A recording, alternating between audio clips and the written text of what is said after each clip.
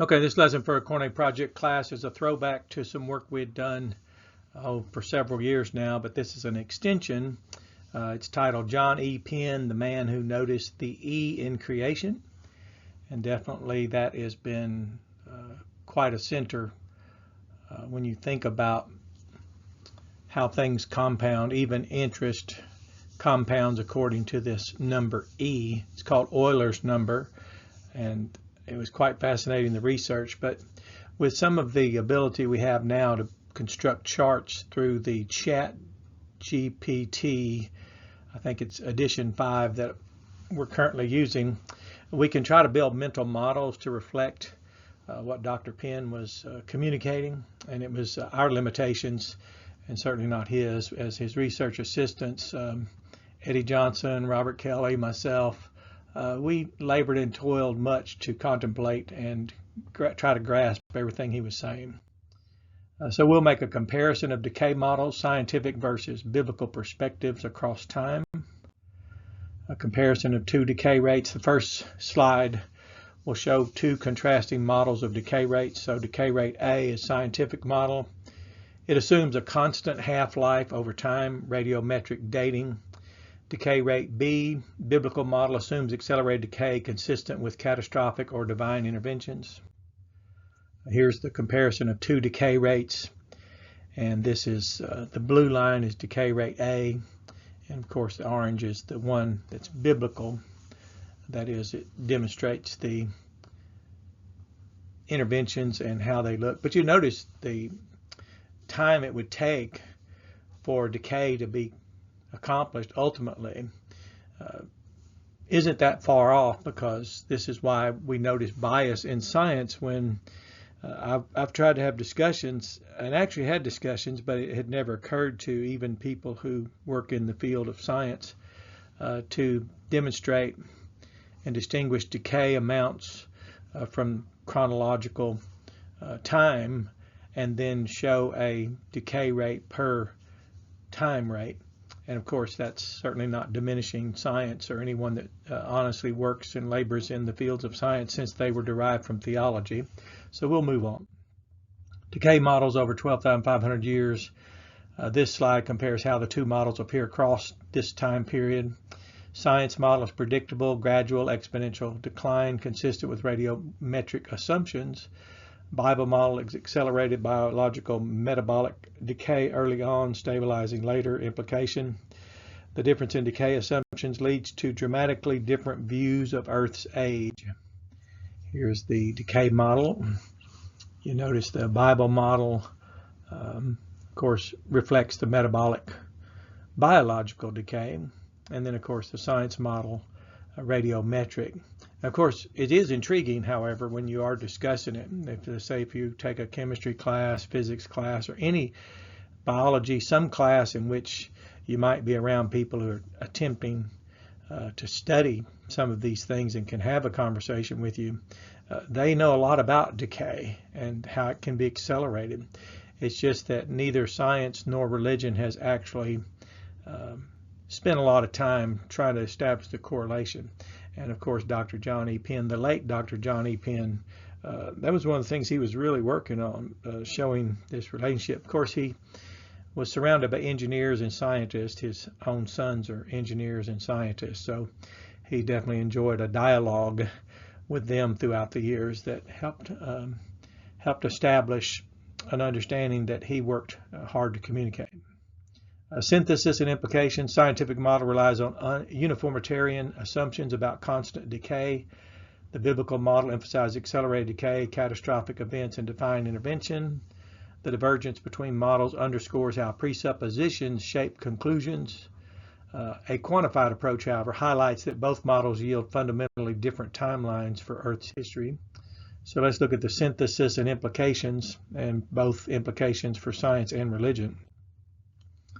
Johannes Kepler, the German astronomer and mathematician, he influenced Copernicus, or he was influenced by Copernicus, Ptolemy, and Pythagoras. He was influential to Isaac Newton, which is quite remarkable. He said, "It is right, yes, a duty to search in cautious manner for the numbers, sizes, and weights, the norms for everything God has created, for he himself has let man take part in the knowledge of these things. For these secrets are not of the kind whose research should be forbidden, rather they are set before our eyes like a mirror, so that by examining them we observe to some extent the goodness and wisdom of the Creator." Now this was a quote Dr. John E. Penn insisted be placed in his book. Of course, let's go to the number E, and we have looked at this several times, but we noticed 6,250 years at 12 hours per day, and then again the same at 12 hours per night, which gave us, chronologically speaking, 12,500 years at 24 hours a day. That's daytime and nighttime combined.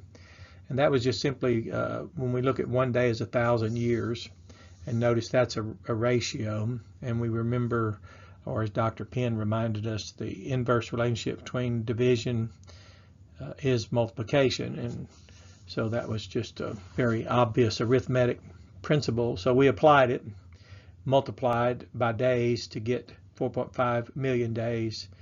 Then we transferred to 1,000 to years, and we found out that we had 4.5 billion years total, and that was the amount of decay. Now his book, The Bible Doctrine of Time, Difficult Problems in Creation Solved, you can read more about that. Implications for science. This challenge is to uniformitarianism.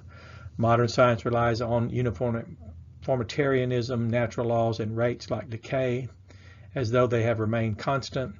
If decay accelerated, age estimates based on radioactive decay may be fundamentally flawed. Recalibration of radiometric dating. Radiometric dating provides billions of years for Earth's age. Now, of course, in science, again, this just assumes chronology is the only expression being measured, or the unit of measure, and that's, no rational person would accept that, whether they were religious or scientific. If decay rates vary, deep time shrinks into compressed chronology aligning with biblical timelines. Scientific method and assumptions. Deep time dating is inference driven, not experimental. Science works within presuppositions. It itself is a faith framework of assumptions. Implications for religion. Validation of biblical history. Bible's genealogy suggests a younger earth. Lifespan decay from 900 years to 70 to 80 today strengthens biblical testimony. Theological coherence. Decay tied to the fall and curse. Accelerated decay reflects judgment and points to Christ's victory over death. The witness of catastrophe. Noah's flood, plagues, for example, show God's decisive action in nature. Divine interventions alter natural processes. Faith and science intersect. And again, as our recent video talked about the causes of the enormity of decay, events like the first judgment against Lucifer, the six-day recreation, the fall of man, and the global flood are all eliminated from the data as causes for the enormity of decay found in both the earth and universe. Now, that's bias, and then it's source avoidance, except the number E really brings us both to the same table. So we can sit across the table from someone who rejects the data or information in the Bible, and we can also, they can sit across the table from us who reject the assumptions that are made that decay rates are constant, and then we can place the number E on the table, and we would both have to make let's say concessions to the reality of that mathematical fact. Here's a chart try to help show this. The blue is the chronological age, and the red is metabolic biological decay age. And you can see that when you parallel these and show that these two work side by side, and then you place the catastrophes and judgments into the chronological side, that is on the blue side, you can see how within that chronological bounded time, according to the Bible's teaching of chronology, according to genealogies, that all that decay can indeed be compressed. Even the judgment of Lucifer, as Dr. Penn noticed, observed, was instant, and that didn't require anything. Once iniquity was found in Lucifer, the judgment occurred, and it happened instantly. However, it was catastrophic. Here's a chart, concurrent timelines, chronological age versus metabolic biological decay age. And of course the blue line would be chronology, and then the 4 vertical lines would be if you inserted those judgments, beginning with the judgment of Lucifer and on through the Bible, especially noticing the flood. And this is an explanation. One's chronological age, and then of course the vertical dashed lines mark the first judgment versus Lucifer. The 6-day recreation, that is when the earth was repaired, made habitable for man, and even the galaxy in which we live has less dark matter than any other location. The fall of man, the global flood, this view makes it easier to see how the 2 timelines run concurrently but diverge in progression, highlighting the time compression effect. And then here's another spiral chart. Again, I personally regret not having the aptitude to use a tool as capable or as user-friendly as ChatGPT sooner, because Dr. Penn would have certainly enjoyed seeing these diagrams and then having us go back and review, revise until we could capture exactly what he was trying to say to us. And it's certainly only the limitation of his research assistants. It certainly wasn't his limitation. But you can see these run together, a 12-hour day and a 12-hour night, and across 6,250 years approximately. It's a spiral rope chart is what I titled it. So like 2 cords of a rope, they twist together, showing that while daytime is being experienced, nighttime is simultaneously being experienced. This is not sequentially but concurrently. So the beginning and end markers highlight the bounded 6,250 year span, visually compressing what would otherwise appear as 12,500 years. And again, I place this in linear sequential, the top chart, showing blue for daylight and then the black for nighttime, and then showing what it would look like when you compress those 2 together and spiral them as a concurrent timeline. You see it falls within the 6,250 years. And of course, this is the same thing I just explained, but the key is that both progress simultaneously within a bounded 6,250 years, visually compressing the apparent 12,500 into 6,250 concurrent years. And then in conclusion, and this research is obviously ongoing, and I certainly am aware of the fact that it would be handed off somewhere in the future, but a textbook is in the works so that we can take all of Dr. Penn's works. Dr. John E. Penn, pun on the E, his middle initial.